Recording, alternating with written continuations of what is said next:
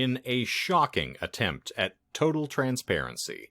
A residence for sale in a Boston suburb advertises that it is not haunted on the broker's for sale signage. When reached for comment, Ponte Realty Group indicated the home is a certified ghost-free zone and in no way saturated by psychic trauma from the bloody murders which previously took place within its confines. Furthermore, purchasers will be provided with a certificate of spiritual cleanliness from medium Tangina Barons upon clearing escrow. Well, if you wanted honesty, you've come to the wrong place. This is the Disinformed podcast. I'm Shane. I'm John. I'm Michael. I'm Courtney. And Michael has not seen Poltergeist, so I'm not shocked. Also, I have. It just hasn't. It's been a long time, and I don't remember what happened 5 minutes ago. So, I think you do. That's really funny because that reminds me of a Nathan For You bit. Of course. He, one of his business plans is to make a realtor into the ghost realtor. So she'll tell you when she's showing you the homes if there is any psychic activity.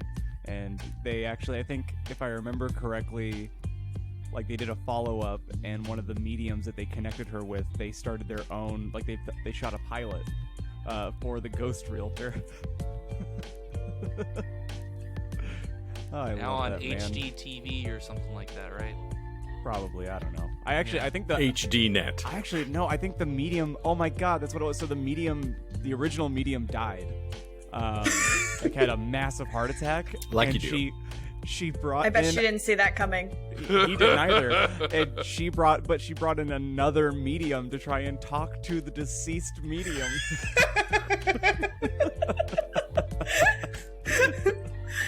Huh. Oh.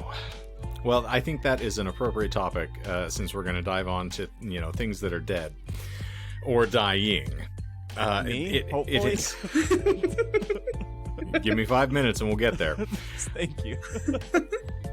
I have had a string of interesting conversations that have sort of led me to the idea that perhaps it's time to start to integrate a kindler and gentler Shane onto the podcast proper. I don't like where this is going.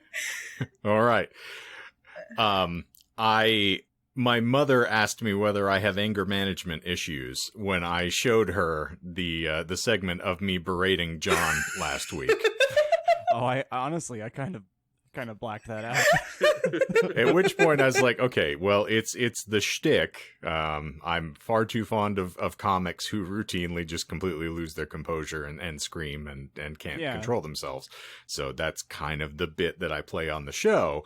But unless you clearly announce that, or folks haven't been listening from episode 1, that may have missed their general observation.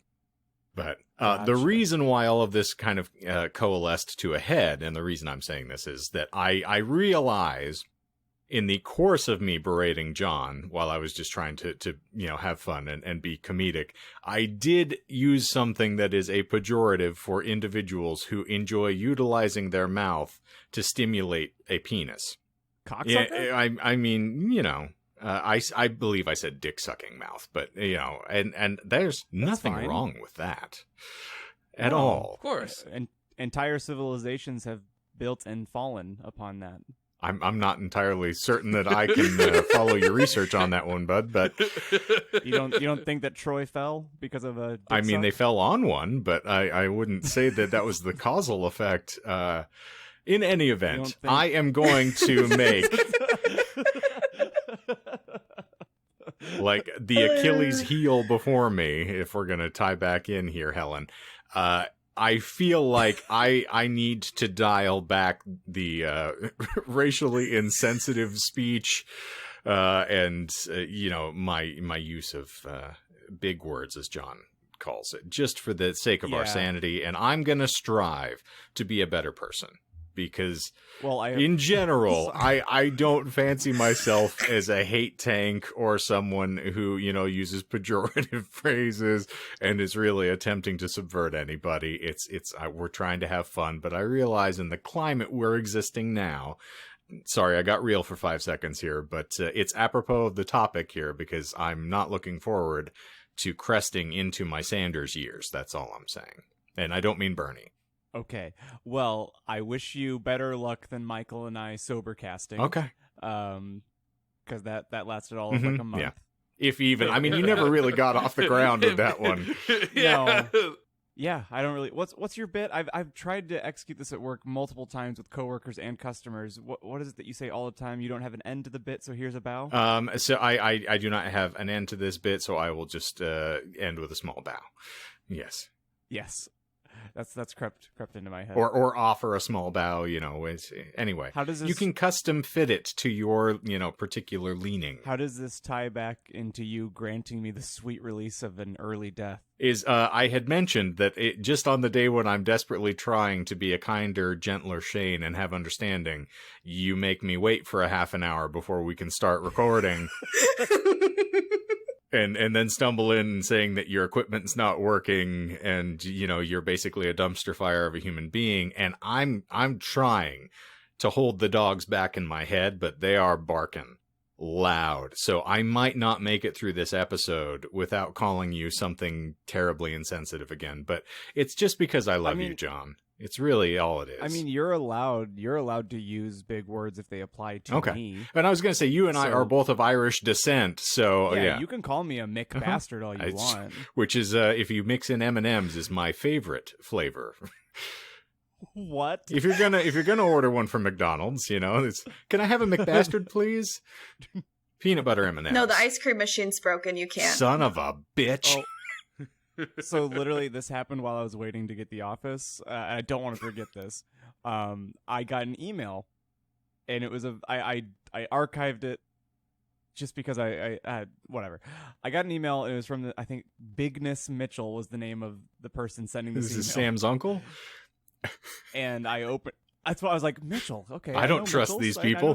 I slept with a couple, but and it was a phishing the Michael kind of phishing email. Oh, so it's masturbating again. Funny that you should say that. Because the email said, I have planted malware on your device. And then there was like 3 paragraphs of things that I didn't really read, but I caught the gist was, I have a video of you masturbating in front of your webcam. Who doesn't? And I was like, enjoy the fucking show. Did you like it? Then Do you have a fisheye lens? Because that's the only way you're going to capture me in all my glory. Yeah. Also, I hope you also enjoyed the 3:30 a.m. ugly cry session until I went to sleep. I call that therapy. If you catch me on my vinegar strokes, and you also catch me watching YouTube videos till almost 4:30 in the morning, crying over dogs and chord progressions. Sometimes together. Cue a Sarah McLachlan song right now. It's like, this isn't fucking Black Mirror, bro. Like, you're gonna send and attached to the email was a doc, like a Word doc, and it was John Watkins, and I was like, obviously I'm not gonna fall for the bait and open up what's supposed to be a doc of all the screen grabs, because either two things are gonna happen. One, I failed the test, and now you actually did plant malware in my system. Or 2, I'm going to see pictures of myself that I don't care to see anyway, that I know exist. We've already talked on this podcast how there is videos floating around somewhere of me being filleted. So, I'm not really, I could care less. I mean, there's not much of a reputation to tarnish. You've been associated with me for nearly a decade. I feel like, too, and I don't know if we've talked about this, and I'm sorry to get really passionate about it for a second. Oh, no. But I feel like the need to hide aspects of your personality is such a bullshit thing to do. Agreed. I feel like you should just be authentic in everything that you do. You can have your your own little personal secrets. Courtney, come back! Yeah, Courtney has left the building. I feel essentially what I'm trying to say in not an elegant way is being true to yourself is more important than anything else out there, and it takes a long time to learn that, I think, and I'm still not even 100% there. But those emails don't scare me, because if I know what I jack Yeah. off to. I know what I think I know what I look like when I jack Allow off. me to paraphrase and steal from David Mamet, as I all too often do. But this is one of my absolute favorite things: is the Alan Arkin Al Pacino scene towards the end of Glengarry Glen Ross in the film, where they're discussing, I get nervous when I talk to police officers, and Pacino's response is like, you know who doesn't? Like, no, criminals. Like, well, I just don't know what I'm going to say to him. He says, the truth. Always tell the truth. It's the easiest thing to remember. And that is essentially what you're saying, is that in order to be your true self, the easiest, sort of baseline that you have, it's the bedrock of your reality, is I'm going to respond to this the way I typically would, because the moment that you try to be something less than organic and, true to yourself, it's going to start getting you into trouble. Yeah, and where I truly started learning this, and it's taken still this long to even feel remotely like I've been You watched successful me in offend people. You're more of a good example. But when I was around 16 or 17, I was still in my hometown, and I was watching my brother, who was probably 25. He was in his mid-20s at the time, compulsively lie to my parents and even like my sister here and there for like the silliest shit. Like not even like deep dark secret stuff, but like very small lies where it's like, why are you wasting your time? Like just be honest. So I was like, you know what? I'm going to challenge myself to be as honest as I can, and I'm going to start with my mom. Like, you change your parameters and your rules from like, if someone asks me a question point blank, yes or no question, for a while, I'm just going to try it out and see how it feels to be completely honest. Yes, Mom, I masturbate into a 7-Eleven cup every night. Oh, man. Because I don't want to use a condom. That's not dog snot on the wall. But like I see the path that kind of led me on from the negative example, and then I see today where my brother is still living in that town, and he's still compulsively lying. And hey, if you're listening to this, I wasn't calling you a dipshit last year, but I'm calling you a fucking dipshit now. Statute of limitations is off, motherfucker. Also, fuck you for telling my parents not to get the vaccine, even though they'd already did. So, eat a fucking dick. Right. Oh my god. Sorry, I needed to get that out. I appreciate it. Because I don't go to therapy. I just talk on this podcast. Well, that's what this is. That's otherwise called white privilege, I think, is what we've boiled this down to. But wife. That's a different trajectory entirely. We're exploring the entire spectrum. But let me tell you, though, this makes perfect sense that you say that you're not comfortable and you eschew the act of lying, and that makes last week's episode far more, evident to me as to why we didn't quite get off the ground with a lot of it. Did you see the comments on the YouTube posting? Mm-hmm. Oh, I didn't see the comment on the YouTube. I saw the Instagram comment. I did. No, only on Instagram. No, I saw I saw the YouTube comment. Was that from Hannah Ray? It certainly was. That's hilarious. I don't think Hannah listens to this, but if you're listening to this, Hannah, bless you. I don't know why you'd want to hear my voice at all ever again. All right, let's have an in-depth discussion about this, John. Since we're in therapy, tell me how do you feel about Hannah? No. Let's have a discourse. The comment on the YouTube video made me feel like shit, and then not at the same time. It was, so are we actually talking about the conspiracy, or are you just talking about a documentary? I saw that like Monday morning, and I'm like, I don't want to address this. I'm going to let Shane do it. Okay, cool. That was really nice, too. I was like, hey, we were going to deep dive, but then it was a really murky topic, so we decided to then dive into a murky documentary. There's a phrase that I don't remember where I heard it, but it's a common British idiom, but couldn't be bothered.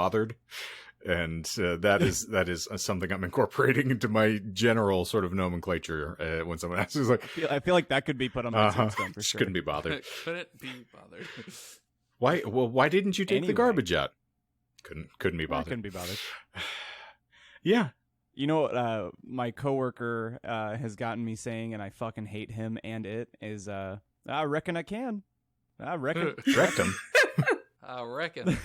Damn near killed her. So now I'm that fucking asshole who says, sure can, and I reckon I could. If properly motivated. Yeah.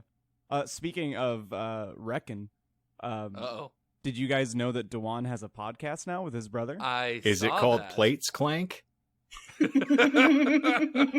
Oh no, I'm sorry, I misspoke. It's called kitchen noises. Unfiltered. You're very, very close. But the correct answer that we were looking for was Country Brothers.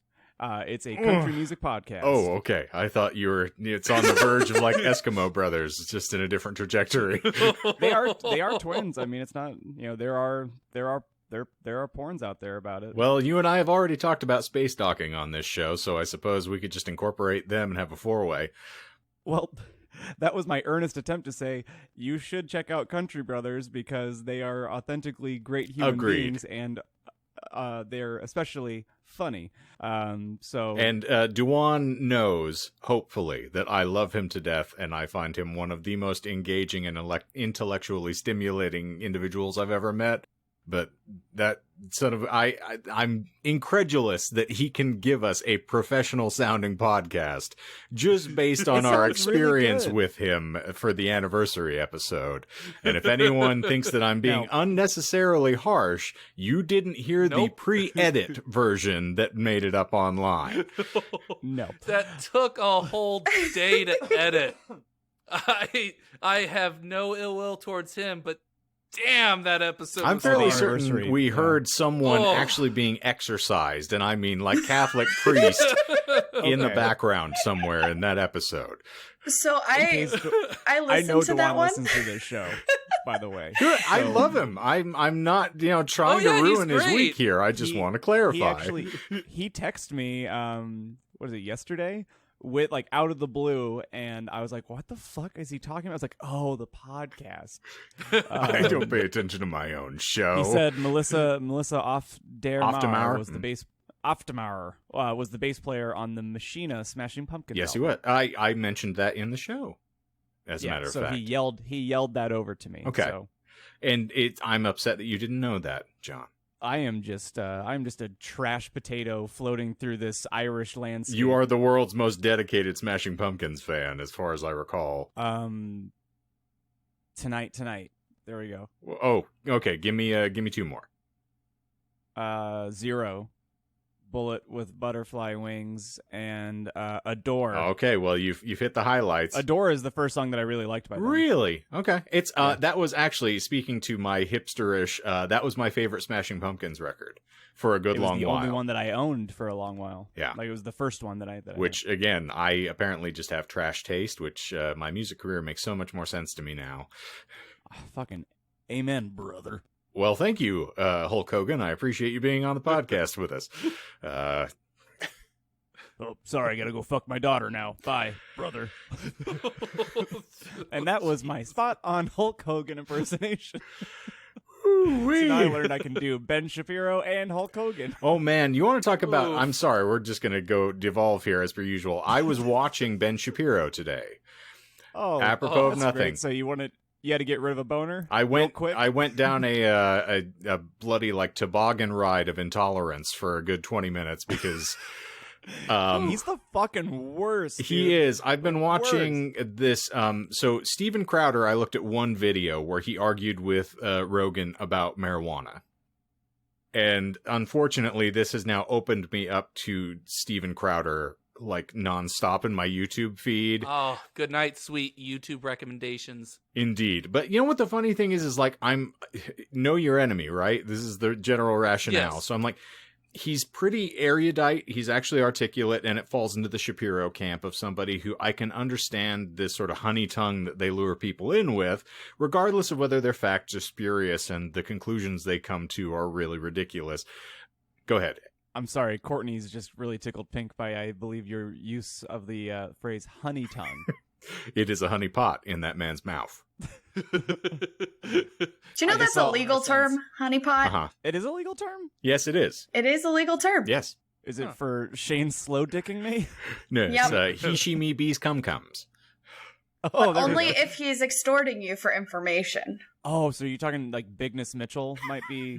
like, maybe, yes. We'll go into that. Sorry. We'll save that for another episode, because that's going to take a while to unpack that term for you. You were saying. But I got onto, there was a debate about, and we talked about this a bit off air at one point, but just I'm not looping this in and we don't need to expand any further, but there was a debate with Dr. Drew and sort of a panel of individuals talking about Caitlyn Jenner. And Shapiro was one of the guests. And it was essentially everyone in that room trying to verbally eviscerate him, and him just sitting there dead-eyed and staring at them, just, waiting for the retorts to come. And I'm just like, this is how oblivious this man is in the face of like an actual flamethrower moving towards him. At one point, there's an individual who is transgendered who is on the panel with him, sitting right next to him, who actually threatened him physically at one point because he called her sir. Oh, and it's what the fuck? Awful. Ooh. And so, yeah, it's one of these things where I find myself wanting to see what some of the rationale is, because as we've talked about, kind of there's insanity on all sides here. It's just this Venn diagram of crazy that we're all just kind of existing in the vaginal shaped center of, and that's how we're trying to live our life these days. But yeah, Ben Shapiro scares the bejesus out of me. Not because, not because I feel like his intellectual capacity is going to stymie me in any way, shape, or form, but I'm like, this person has an audience, and he can point them at people, and they will actually listen to him. And that's terrifying. Yeah. Speaking of his audience, I finally blocked and deleted someone that I mentioned on this show early on. Your brother? And in fact, it was the first veiled... Yes. Actually, they're friends. It was the first veiled... Remember when I was talking about Courtney and Jonah vaguely? Mm-hmm. Like, without using names? In that same example, I also mentioned a certain individual where we're both on the complete opposite side of issues, left and right. He finally just hit those wrong buttons, and I was like, you know what? Life is so fucking impossibly, thankfully short, but I don't want you in it. And he, like, all day, every day, who's the dude that they make fun of on Turning Point, or on Trash USA on Reddit, Michael? Oh, Charlie Kirk? Yes, Charlie Kirk. Yeah, he's the head of Toilet Paper USA. Yeah. Yes. He posts nothing but videos from that dude, nothing but Ben Shapiro. And then the most egregious thing, or not the most, but it's definitely up there, he's like linking articles to like why the trial that's going on right now should be a no-brainer because of toxicology reports. And I was like, all right, so you can go fucking kill yourself. Like, I have no respect for you as a human being fundamentally now, so thanks for that. He can go get tased by a gun, if you know what I mean. Oh, is that the one that's on your dominant side or your non-dominant side? Because apparently there's a lot of confusion there. Oh, yeah. I mean, it takes actually 27 years, not 26, because that was her expertise, 26 years in the force. It takes 27 to learn the difference between a taser and a gun. So yeah, hope you rot in hell. Understandable mistake. Enjoy. Yeah. As the flames lick up and officially consume you like the wrath of the god you claim to support and love.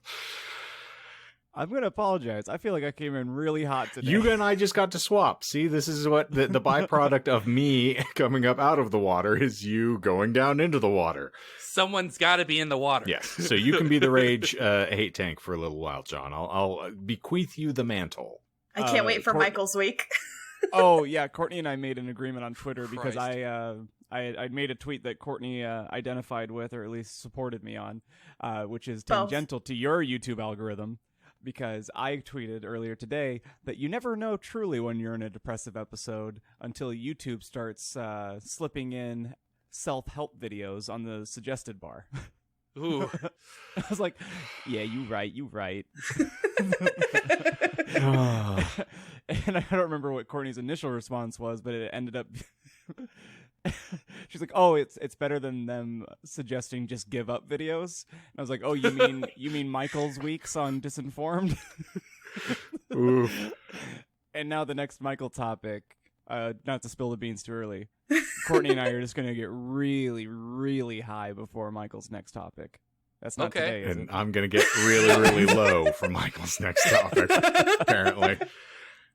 You better... I'm gonna factor that into my next episode. I have two that are floating around that I haven't really done a lot of digging into, but I think I have turds in a punch bowl. Here is my promise to you. I will take not a whole edible because I don't know. You're not if saying. it'll be good. I will take the same dose that I take that gets me into the state where if I go lay down, I can fall asleep peacefully. So you'll actually fall asleep on one of Michael's episodes. That's really kind of you, John. Kind of the hope, really, because then I won't have to listen to him talk. Oof. See, Shane, I got it for you. I appreciate it. I thought that was the whole opening of this podcast where you and Shane talk and me and Michael look at each other and think, we should start our own show. Hey, then you realize that you're talking to me. If you guys ever start your own show, Shane and I will always be down to guest on it. Someone else is going to have to start the Zoom, though, because you're going to need to mute me for a good portion of it, I'm afraid. Well, speaking of needing to try to subdue someone's mouth for a moment or two, that's the joys of this particular show. And what we often do here, other than trying to be incendiary with random bits of nonsense, is we will delve into a random esoteric topic, and in the course of explaining it to one another, we will leaven in the occasional lie. And the whole point of the show, the conceit of our concept, is for us to then ferret out the fact from fiction in an entertaining or pseudo-entertaining fashion. At least that's the hope. And unfortunately, for all of you this week, I'm the one in the barrel. So brace for impact. Oh, dog. Yay. Yeah, see, and you say that. I actually tallied up our statistics again today just to reaffirm to myself that I am a feast or famine host of this show. I either have things that are insanely popular, or I realize that my interest in the paranormal is apparently not shared by the bulk of our listenership. So I'm trying to dip my dick in different waters these days, as it were. And that is what brings us around to another hate tank, the progenitor of the movement, if you will, in the American parlance. And we are going to discuss a individual who is apparently turning into one of my idols of my later life. We're going to discuss the life and crimes of Colonel Harlan Sanders. Oh, that's right. I'm so excited. I got goosebumps. You might want to get that looked at, my friend. Or R.L. Stein might start suing you for trademark infringement. Actually, Michael, it's probably blood clots because, you're vaccinated. Oh, yeah, huh? Well, not with that one. No, that's just you, buddy. Yeah. Just you, John. Maybe it's you and Jonah. Maybe it's the birth control you're on then, because you have more of a likelihood with that one, right? Yes, a much higher likelihood of having a blood clot on birth control. Save yourself, kill them all. Well, Yes, anyway, Colonel Sanders. Fuck me up, Buttercup. fuck him. Prepare for the foghorn leghorn, because it's going to happen. But I will readily confess that the thing that set me off down this path, and I'm going to be interested to get a feel for the room, is a glorious show brought to us by the History Channel entitled The Food That Built America. And I'm sure, given our previous Kellogg conversation, that at least one of us has watched this show. So, Courtney, good luck navigating. Yes, I am familiar. Indeed. We'll be navigating these turbulent waters together, and hopefully I will give you some material that you were not familiar with while we dive into this. But for today's topic, I have 4 savory lies for you. Are they breaded and deep fried? They are extra crispy, my friend, and hopefully they are just as difficult to digest. Bet. So Colonel Harlan David Sanders, who was born in September of 1890, was an American... Bullshit. Michael, I swear to God, if it was possible to remove your soul from your fucking body and then fuck you with it, I would do it. Trust me, it doesn't work. I've tried. Is September No. bullshit since I have to actually declare something? Okay. You don't have to declare something. It's the lamest bit that you have in your arsenal. It's the only we bit. are not kidding. John's making a run at the throne tonight, so I'm very excited to see how this all plays out. All right. He was an American... Love you, Michael.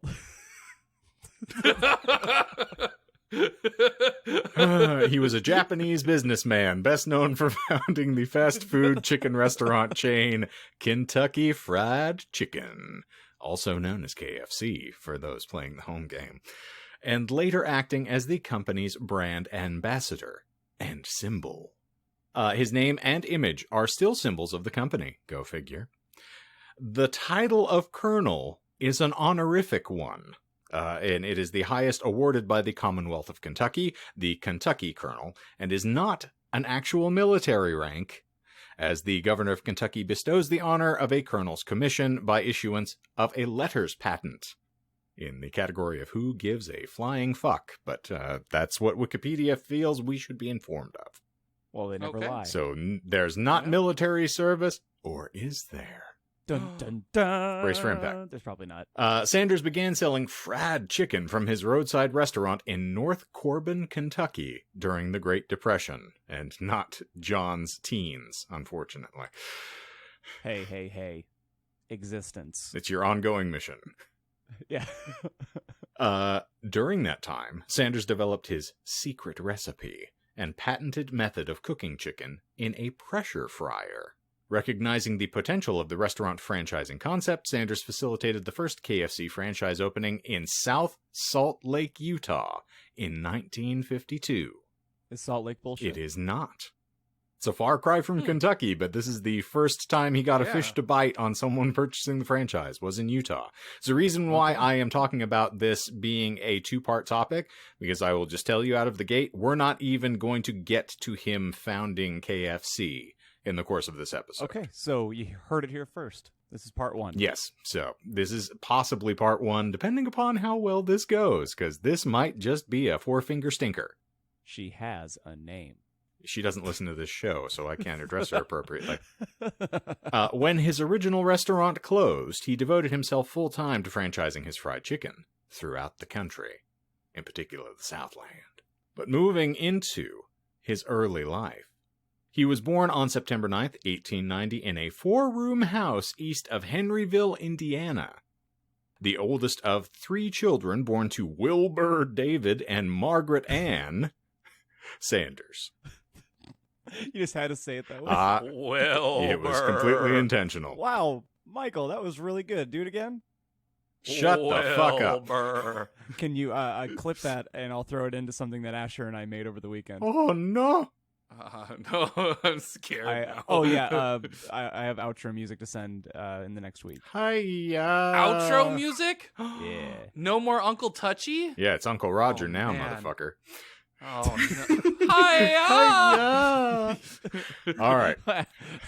Fuck me. Sanders' mother was a devout Christian and strict parent, continuously warning her children of the evils of alcohol, tobacco, gambling, and whistling on Sundays. I'm going to call bullshit only because I half expect her to say frying chicken as one of the evils. You would be wrong on both counts, my friend. Oh, okay.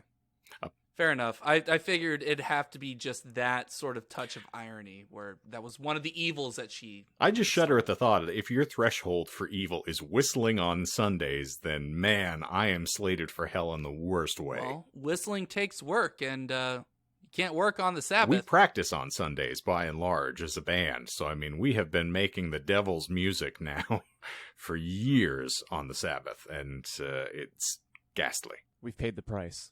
In many ways. So, to inject a bit of levity into this episode, Sanders' father perished in 1895.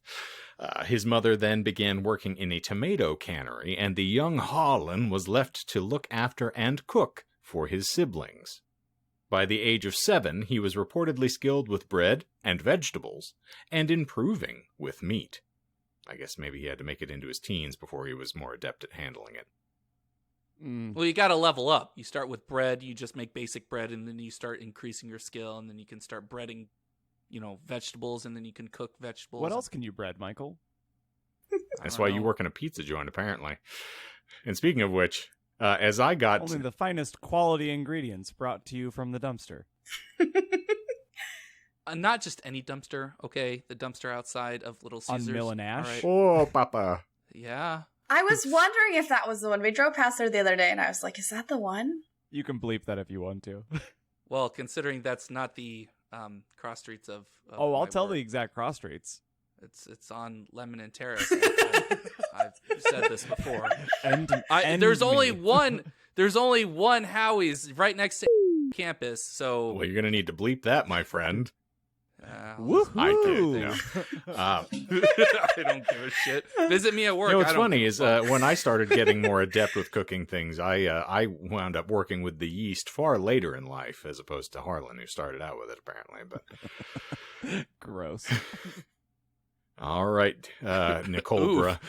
Anywho, the children foraged for food while their mother was away for days at a time for work. Whew. As in the kids foraged for days? Yes. Oh, okay. Because she would disappear for extreme lengths of time to go to work to try to get enough money to support the family, which meant, unfortunately, she was not supporting the family, and they had to go out and try to find their own victuals, as is all too often the case in Indiana. Ouch. But Alrighty. a light was at the end of the tunnel, and it was a fucking freight train, because in 1899, his mother remarried to Edward Park, and according to the 1900 census, his mother was widowed. So that lasted a year, and then we're back to the drawing board. So I'm starting to suspect that Harlan's mother was a black widow. Ooh. Sounds like. It's pretty terrifying. So when Sanders was 10, he began to work as a farmhand. And this is the first of a slew of various, careers that Mr. Harlan Sanders is going to have. And this is one of the things that absolutely fascinates me about this man. He's literally a jack of all trades and master of one or two. But in 1902, just a couple of years removed from another death of a spouse, Sanders' mother remarried to William Broadus, relocating the family to Greenwood, Indiana, which resulted in Sanders leading a rather turbulent and nomadic life from that moment onward. In 1903, he dropped out of the 7th grade, later stating that algebra's what drove me off. And Same. Me too, bro. Yeah. yeah, I can't say as I blame you. And then he went to live and work on a nearby farm. From the age of 13 until his early 40s, Sanders would work an eclectic collection of jobs, including falsifying his age to enlist in the U.S. Army at 16. He worked as a streetcar conductor, a blacksmith's apprentice, as an ashpan cleaner for a railway steamer, a farm laborer, and a short-order cook. So the man... He was not a short order cook. Let's call bullshit on that. I don't know. Well... No, Michael, go ahead. Oh, I was gonna say Ashpan. the ashpan. If Shane did add a lie to that, which I don't think he would stoop is so low to add a lie to a list. Well, look at you being wrong. So, yes, he was not a short-order cook. Oh, Whoa, really? Oh, I got you it? got one. Look Damn. at Oh, you. man. It's not really a job that would have existed at the time. Thank you. Get fucked, Michael. well, I'll just go back to sleep here. Don't mind What me. are you good at? Nothing.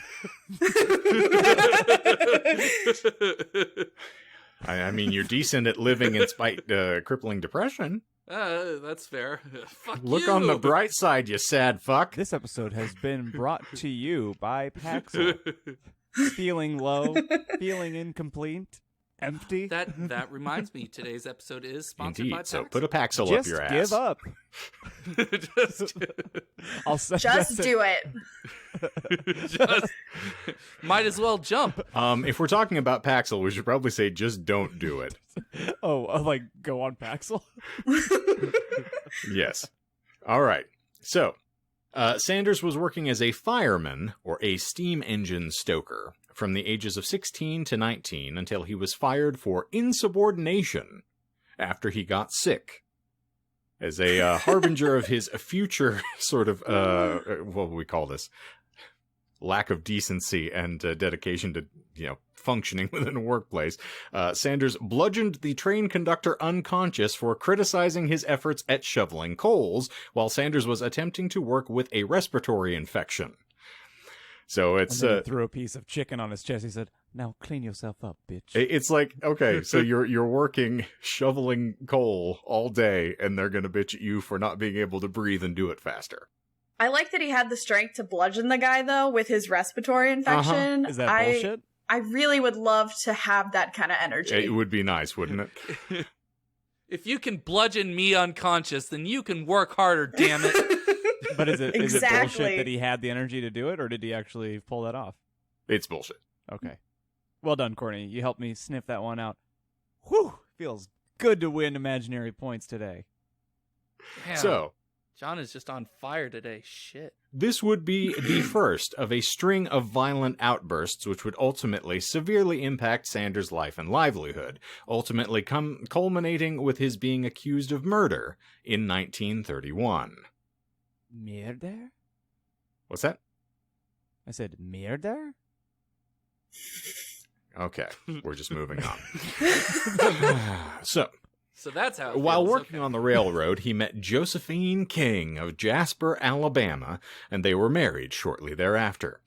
They would go on to have 3 children, Margaret Josephine Sanders, Harland David Sanders Jr., and Mildred Marie Sanders Ruggles. I don't know where in the What? world the spare Was that a last hyphen? name. No, that just got some Ruggles on there. It wasn't his. Here's hoping. He found work as a fireman on the Illinois Central Railroad, by night studying law by correspondence through the LaSalle Extension University. Sanders lost his job at Illinois after brawling with a colleague. At age 21, he began a law correspondence course and, of course, studied in a judge's office in Little Rock, Arkansas. Eventually, he found work in the Justice of the Peace Court, hoping to bring some justice to the long-abused poor of the region. He was particularly proud of the time he was able to negotiate better settlements for the mostly black victims of a train wreck, and his efforts to stop courts from pressuring defendants into settlements. Something which is still occurring to this very goddamn day if you pay any attention to courtroom drama. And that's almost why I wanted to call bullshit, but I'm not going to. Well, talk about the futility of a sentence. Yeah. You know what? Fuck it. Why not? Bullshit. He wasn't that optimistic. He didn't do all that good stuff. Not bullshit. Oh, okay. However, his days of litigation were short-lived, as his legal career met a rather ignominious end due to his being caught brawling with one of his clients in a courtroom, evidently over unpaid legal fees. So what you're trying to tell me is that Sanders throws hands. Yes, you are going to catch them hands. So, as the example, he was apparently holding this individual by his necktie and strangling him and beating him around the head until the courtroom bailiff and the prosecuting attorney arrived and had to pull him off his own client. Yeah, he was subsequently... I love that. Yes, and then he was disbarred. Go figure, because they don't take kindly to folks who don't take kindly to them. Well, fuck you. I didn't want to do this shit anyway. Yeah, it's a wonderful way to end a legal career by becoming a defendant yourself. But Hope you get deep fried and go fuck yourself. Thought this was America. So, as I indicated with the beginning of this episode, Mr. Sanders here has some anger management issues. Is that why you feel... Yes, he and I are cut from the same cloth, I feel. I just haven't bludgeoned anybody unrecognizable in the past couple months. You have my address. Don't tempt me. So this period represented a very real low point for Sanders, as you would expect. As his biographer John Ed Pierce wrote, Sanders had encountered repeated failure largely through bullheadedness, a lack of self-control, impatience, and a self-righteous lack of diplomacy. You know that voice only reminds me of one character, right? Indeed I does. Do you? Mm-hmm. Baby lawyer? Uh-huh. Okay, thank you. Now, I would ask all of you, what is the point of trying to pretend that we do not have a defendant being grossly misserved by the Justice Department in this matter? And that is where we lost everyone. Most everyone, I think. But, following his incident of being disbarred, Sanders was forced to move back in with his mother in Henryville. And after years of being completely independent, I'm sure that stung a mite. And so he went through a collection of odd jobs again, frequently being terminated for insubordination or a flippant attitude with his employers. In 1920, Sanders established a ferry boat company, which was apparently sunk by some Norwegian heavy water sabotage, apparently. Oh, yeah, I've heard about that. Indeed, but he operated a boat on the Ohio River between Jeffersonville and Louisville. He canvassed for funding, becoming a minority shareholder himself, and was appointed secretary of the company. The ferry was an instant success. Around 1922, he took a job as a secretary at the Chamber of Commerce in Columbus, Indiana. He admitted that he was not very good at the job and resigned after less than a year. Sanders subsequently cashed in his ferry boat company shares for $22,000, the equivalent of $330,000 today, and used the money to establish a company manufacturing acetylene lamps. That venture failed after Delco introduced an electric lamp that it sold on credit. Can I call bullshit on the resigning from the Chamber of Commerce? You certainly can, and you are incorrect. Okay. But it was a good sap. So he actually instead of, well, I guess he wasn't fired, he resigned. So, because I was thinking that, insubordination. Yeah, no, he didn't beat anybody up this time. Well, having a government job, he actually behaved himself for a minute. But yeah, a sad state of affairs on the lamp. But you get to see this sort of pioneer spirit that he had in trying to go out and establish new things. And entrepreneurs in general do have to fail a couple times before you manage to get some firm footing underneath you. Or at least that's what appears to be the case. So, this leads us to a very defining choice in Sanders' life as he moved to Winchester, Kentucky to work as a salesman for the Michelin Tire Company. He lost his job in 1924 when Michelin closed its New Jersey manufacturing plant. However, by chance, he met the general manager of Standard Oil of Kentucky, who asked him to run a service station in Nicholasville. In 1930, the station closed as a result of the Great Depression. So if you want to talk... This guy just has, like, the shittiest luck in the fucking world. Yeah, he was running his skull into the wall for a significant amount of time before he actually managed to sort of coalesce into something that was a vision of success. And he did declare, he said, it could be raining titties from the sky, and I tell you, brother, if I looked up, I would get hit in the face by a dick. Words to live by. Birds to live by? Words to live by. I would still prefer birds, since we're talking about flying titties and dicks. Which is another great band name, by the way. Anywho. Yeah, you're going to have to write that one down. Indeed. So now we move on to the scintillating topic that brought us all to the dance here today. The murder. Or the alleged murder. Murder. You really got to stop that. Because it sounds like you're saying mierda, and now I'm just confused. All right. In 1930, the Shell Oil Company offered Sanders a service station in North Corbin, Kentucky, rent-free, in return for paying the company a percentage of sales. Sanders began to serve chicken dishes and other meals, such as country ham and steaks, for extra income on the side. The progenitor of the side hustle, as it seems, initially serving customers in his adjacent living quarters before eventually opening a restaurant. A competing gas station was located just down the road, so Sanders did everything he could to win customers. One of his advertising tactics was to use custom-painted signage in different locations around town. The aggressive promotion aggravated one Matt Stewart, the owner of the competing local gas outlet, who proceeded to paint over various signs that Sanders had set up. You can see, given Sanders' proclivities and his history, where this is going to lead us. When Sanders first found out about this, he approached Stewart, indicating he'd shoot him if Stewart didn't stop. So what did Stewart do? He kept painting over the signs. To steal from Michael? Do it, you won't. You got the balls. So he then elected to bring a gun along with him as he sabotaged the signs for his personal protection. And now we're going to reach the great American ethic that we have discussed on this podcast a great many times of what happens when you meet a gun with a gun. As evidenced Pew, pew. by all our... Which one was the good guy with the gun? We're going to find out in 5 seconds. Oh, okay. But as evidenced by all our previous case history, Sanders is not a man to take an insult lying down. So, while meeting Or with standing up. two... I'm sorry? Or standing up. Say it louder. Be Sorry. proud of your joke. Or Say it standing with up. your Feel chest, Uncle good? Roger. Ah! Hiya! Or Feel the world's weirdest Hiya. cum session right there. yeah. Clip Sorry. that. I got too excited there. I will auto-tune the fucking bejesus out of it. Can you make a remix of the song Hey Ya, but use that clip? And then I'm sure I could. we will protect ourselves from being sued by calling it Flying Tits and Dicks.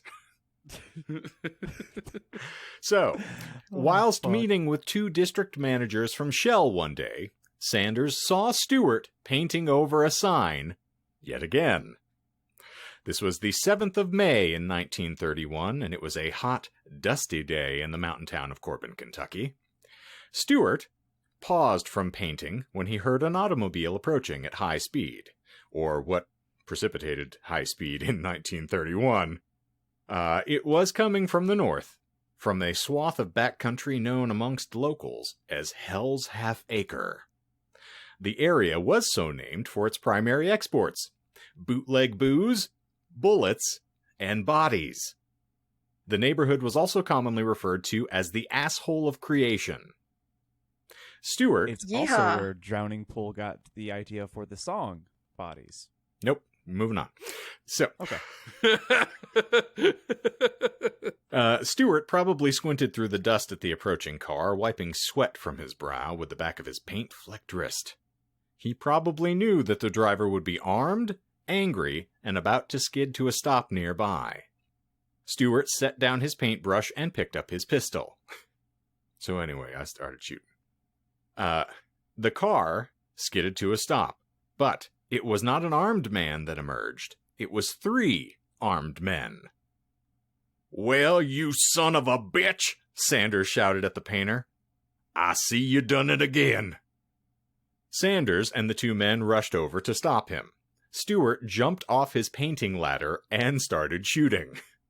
Robert Gibson, one of the Shell managers, was killed in a hail of Stewart's bullets. Sanders then grabbed Gibson's gun off of his dead body and returned fire along with the surviving manager, H.D. Shelburne. What initially began as competition for customers quickly escalated into a battle to the death. After an exchange, Sanders finally found his mark.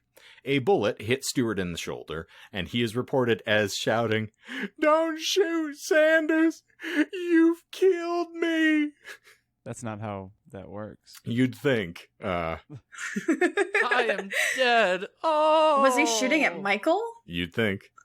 More Hiya! like shooting on Michael. Yeah. Oh no, I am dead. Oh no! Oh, oh, oh. There's a lot of coming You'd, happening on this episode. you'd think. It's a lot of jizz. It's the forthcoming by this point. But as it turns out, Me. Sanders hadn't killed Stewart. However, Sanders had certainly severely wounded him. So in the wake of the bloody mess, all the surviving men were arrested. The case went to trial, and both Shelburne and Sanders were acquitted without serving jail time. Matt Stewart, on the other hand, the instigator of all this painting debauchery, received 18 years in prison for murdering Shell manager Robert Gibson. Stewart died 2 years later at the hands of a deputy sheriff who it is rumored was paid off by the surviving relatives of the Gibson family. The deputy Nice. sheriff was never charged. What do you say about police corruption? I'm not familiar with the concept. Some things never change. Indeed. Subsequently, there are an array of false accounts of Sanders having killed Stewart. While this isn't the case, shooting him in the shoulder certainly killed the competition. Wink, wink. It can be argued that Sanders' business may have failed should Stewart's business have excelled. Sanders was then commissioned as a Kentucky colonel in 1935 by Kentucky Governor Ruby LaFoon. which is officially my favorite name on this entire podcast. Ruby Lafune. Watch out, he's going to get canceled. Ah, well, Ruby Lafune, let me smell you and love you. His local popularity grew, and in 1939, food critic Duncan Hines visited Sanders' restaurant and included it in Adventures in Good Eating, his guide to restaurants throughout the U.S. Wait, Heinz of Heinz fame? Of, like, Heinz ketchup? No, this is Duncan Hines. This is of cake fame. I don't get it. Oh, for God's sakes, Michael. No, it's me too. Really? All right. Yeah. You don't know Duncan Hines cake mixes? Nope. Okay. All right. Well, apparently the gourmands of this podcast are noted by their erudition and their laughter at the name Duncan Hines. I would be curious to know if the listeners know that either, because I feel like Michael and I can't be the only ones. I'd be curious to know if there are listeners. Here you are. Text me or call me or send us an email and we'll give you Michael's address. Here, we got rid of the bit. No, quick sidebar though. I was gonna make a statement today about how we gained a new listener today, and by the time I pulled it up to check it right before we started recording, we'd already lost him, so. Well, fuck you. We didn't want you anyway. Reasonable. So, here is the entry Duncan Hines wrote about Sanders' restaurant. Corbin, Kentucky. Sanders Court and Cafe. 41 Junction with 25 east, half-mile north of Corbin. Open all year, except Christmas. A very good place to stop en route to Cumberland Falls and the Great Smokies, which is the Smoky Mountains for those who are unfamiliar with the region. Yeah. Continuous 24-hour service. Sizzling steaks, fried chicken, country ham, hot biscuits. Large, 50 cents to $1. D, 60 cents to $1. That's all I have. Okay. For this part Alrighty. of Sanders' career, because again, I figured by the time I finished, we would be floating into the hour mark, and I was absolutely correct. You were on the dot. Well, So, I'm going to there give my you vote are. that I think we just need to do the part 2. I feel like we need to continue this because I like this. Well, bless you. yeah. That's because you got a couple lies, John. Now you're just feeling salty. I am hungry for more. Woo-hoo.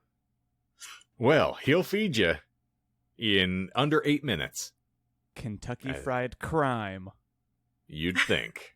All right, any further guesses as to the 2 remaining lies before we proceed? No. Did he really work for Michelin? He certainly did. Okay. He didn't get any stars, though. Oh, I get that joke. Terribly unfortunate. Yeah. Oh, I'll be sure to find you a star later. You can pin it on your shirt and impress your mother. I love gold stars. Yeah, how is my mom doing? Well, we don't speak much. She's tired from fucking me. What are you doing with your mother? Where is your mother? All right. So, No other before, stabs.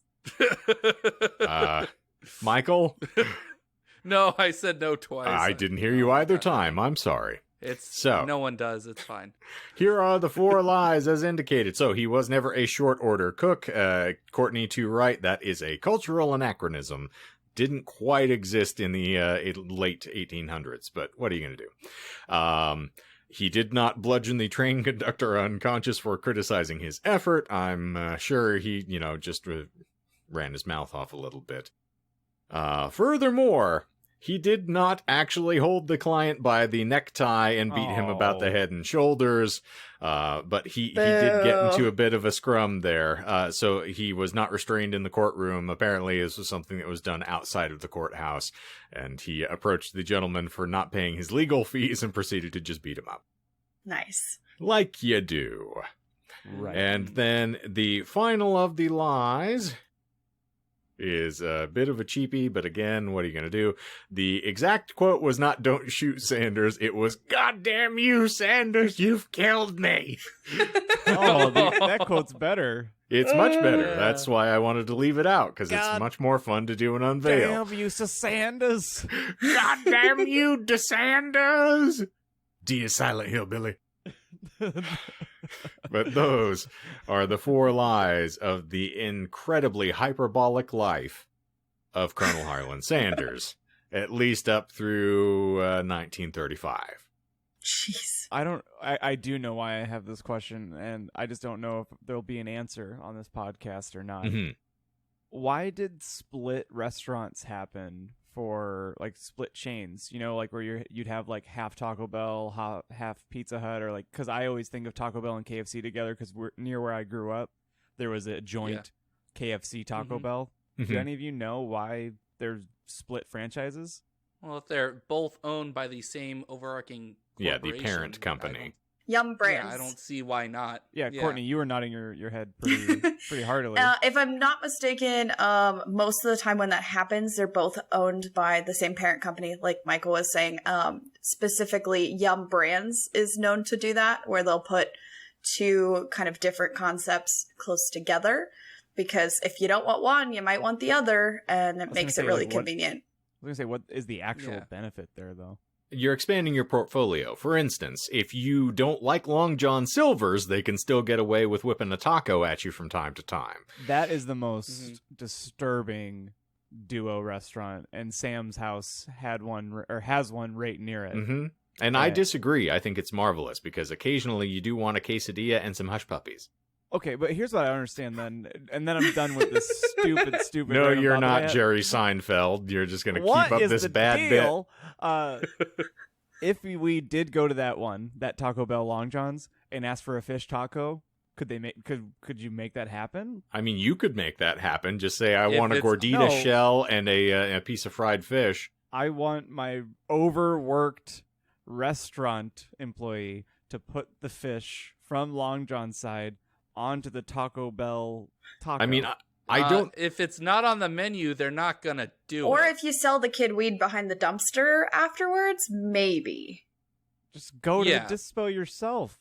I mean, also, John, maybe he, if you show him what that mouth do, you can get whatever you want for later on. Please, will you give it to me, please?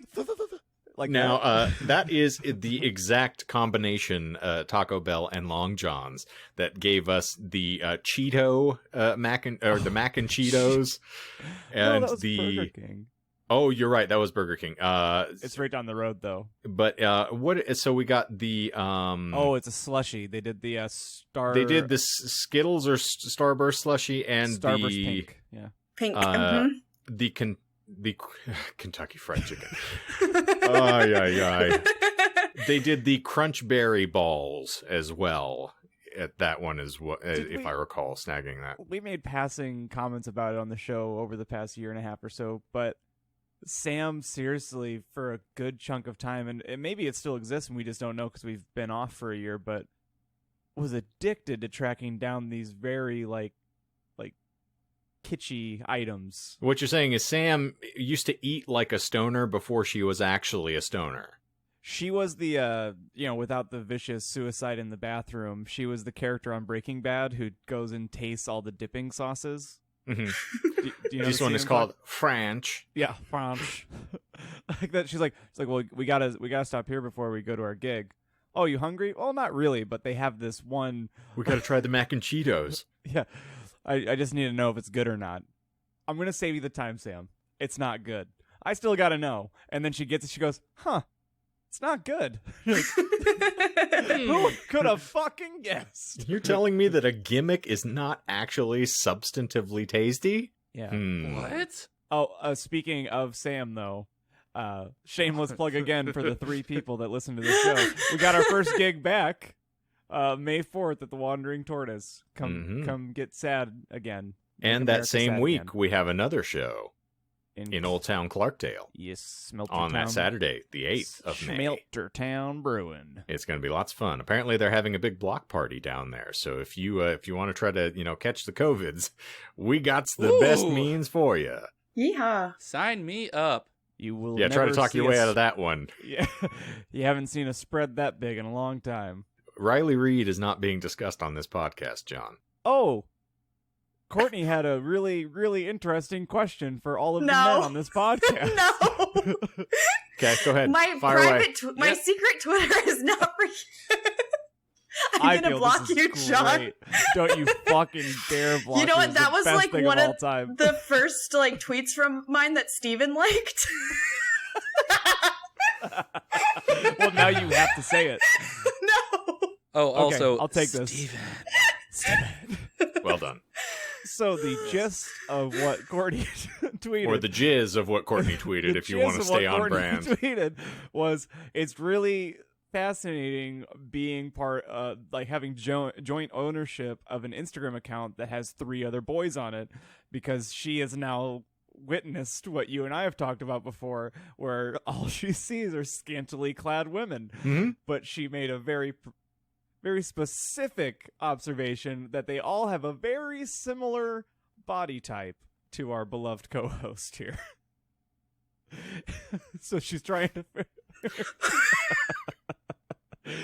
so I told her, I was like, you should see Dam's you know, Dam's suggested pages to follow, because back in the day it got really dicey, and I'm actually, I was gonna say, I actually am on Dam's page now again. Like, I'm gonna be active and trying to manage the account now that we're coming back. And I was looking through today, and I was like, there are so many accounts I need to go unfollow so that our algorithm can get unfucked here. Because there's so much damage that's been done, because you used it for a while just to, like, I don't know, this is a long time ago. You would follow accounts, I would follow accounts, and it was like a melting pot of our preferences. And then I think I started using it as well. I'm not going to follow them on my personal account, but if the band follows them, that's fine. Because that's different? So what John is trying to say is that there is plausible deniability for things that are liked and viewed through the damn Instagram page. Yeah. Insofar as we were hacked. Usually you can point to, oh, John must have liked this. Right. Because I don't like heroin-riddled sex workers. That's not my general, sphere of influence. I will say that I have made my taste very well known. You have. Yeah, John was easy to rule out. Real easy. Essentially, she was pointing a very specific finger. I'm like, you've seen my girlfriend. I obviously, don't discriminate. That is her exact point. Yeah, I was like, great. Equality. But, no, furthermore, I was going to say, I don't have a type, if you really want to narrow it down. John has been around to catch a sampling of the volume of people I've dated, and it is a spectrum, which is very well noted. So, yeah, I technically don't have a type. It just so happens. And here, I'll give you a peek behind the veil. Yes, oh, please. no. In point of fact, the reason the Instagram started moving that way is there are a selection of individuals who like our podcast. So the Kevin Smith group, which has a very specific demographic, there are 3 or 4 that like our show. So I started following them back. And then they have friends, and that's an interesting rabbit hole to go down. And as someone who's on the record as saying, I don't mind seeing nearly naked people, I'm like, oh, It's true. well, that's interesting. Well, And Shane, then you just follow the rabbit trail. And unfortunately, that just means that there's some very interesting things to discover when you start going down there. well, big-titted goth girls don't just fall from the sky. They don't. It's not a thing. Especially if you're indoors. Anyway, sorry for making that super weird for you, Courtney, but I thought it made me laugh very, very hard, because the moment I saw that, I was like, oh, it was the Buster Scruggs Franco bit of like, first time? And if you've seen the movie, which Shane still needs to watch, because I don't. There is a whole short film with Tom Waits as a miner, literally, he's a gold miner, and he's talking about trying to find the pocket, and he refers to it as Mr. Pocket. I'm gonna find you, Mr. Pocket. You will love this fucking movie. Yeah. It doesn't mean I'm going to watch it. Oh my god, why are you? You sound like me. I've never met someone so averse to trying something on that they know they're gonna like. Yeah, that's I don't know what's good for me, John. That's, if I've never asserted that for you, it's pretty easy to run. Okay, well, here's the thing. In the same way that I sat and grilled Asher for like an hour and a half about his sexual preferences, now I want to get into the psychological underpinnings of, what Courtney's trying to analyze from my sexual preferences. Psychoanalyze, if you will. Because if I recall, I have B-side. received discussion in various chat forums about my voice being present during sexual activities. Yeah. Which that's no fault of mine. I'm not choosing to Oh my introduce God. myself into your bedroom forays. You can put that That's- all on Jonah. That's a Jonah thing. Oh, or so you'd have me believe. So, Michael, I have a challenge for you. Courtney, can you What send? do I have to do with Can you this? send him the video of Jonah that you sent, or that was on Instagram earlier this week, of him Yeah. squealing after failing a boss fight? And then, Michael, what I want you to do here is insert the noise of Jonah squealing, and then if I can get Shane to give me a nice, oh yeah. No, you can't. No. It sounds like Listen, a lot John, of I love work. that you're trying to direct the version of Human Centipede that you want, where Jonah's lust for me and your lust for Jonah culminates in a beautiful daisy chain of disgust.